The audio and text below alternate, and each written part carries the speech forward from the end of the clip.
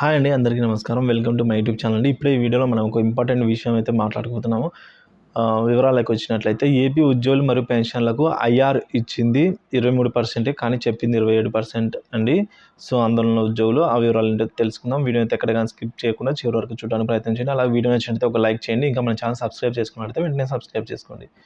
ఇక వివరాలు చూసుకున్నట్లయితే 11వ పీఆర్సీ అమలు చేశామంటూ గొప్పలు జగన్ పాలనలో ముగుస్తున్నా కూడా ఇంకా అరాకొర పీఆర్సీలు, డిఏ బకాయిల చెల్లింపు ఎప్పుడు అనేది కనీసం చెప్పలేకపోతున్న ఆర్థిక మంత్రి.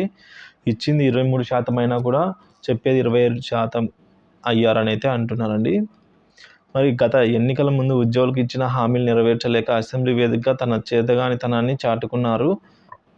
అధికారంలోకి వచ్చిన వారంలో సిపిఎస్ రద్దు చేస్తామని, ఓపీఎస్ పునరుద్ధరిస్తామని హామీ ఇచ్చిన జగన్ ఎన్నికల్లో గెలిచిన తర్వాత ప్రభుత్వంలోకి వచ్చారు. అప్పటి ఆయన హామీ నెరవేర్చాలంటూ సిపిఎస్ ఉద్యోగులు ఉద్యమ బాట పట్టినా ప్రయోజనం లేకపోయింది.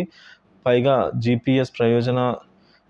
జీపీఎస్ తీసుకుంటున్నామంటూ ఉద్యోగులకు ఇష్టం లేదని వారిపై రుద్దారు. ఇప్పటికే సిపిఎస్ ఉద్యోగులు నిరసనలు చేస్తూనే ఉన్నారు, కానీ ఇది వాస్తవం కాగా ఆర్థిక మంత్రి బుగ్గన రాజేంద్రనాథ్ రెడ్డి తన ఓట్ ఆన్ అకౌంట్ బడ్జెట్ ప్రసంగంలో భిన్నమైన వ్యాఖ్యలు చేశారు.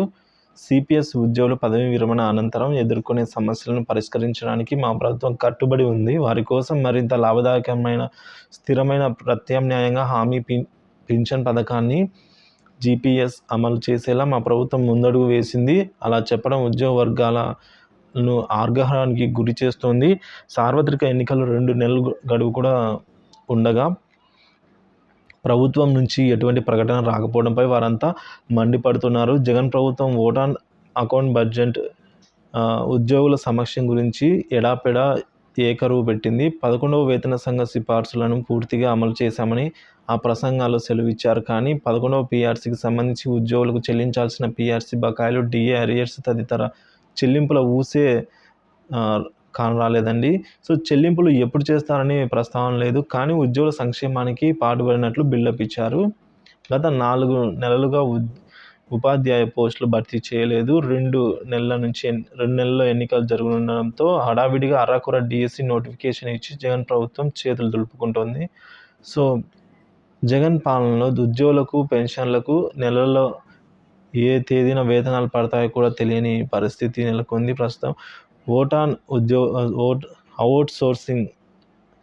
అవుట్సోర్సింగ్ ఉద్యోగులకు సమాన పనికి సమాన వేతనం ఇస్తామన్నారు.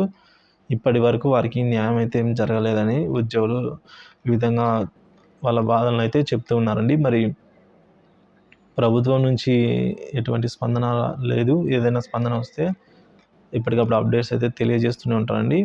వాచ్ చేస్తున్నాను. Thank you for watching this video.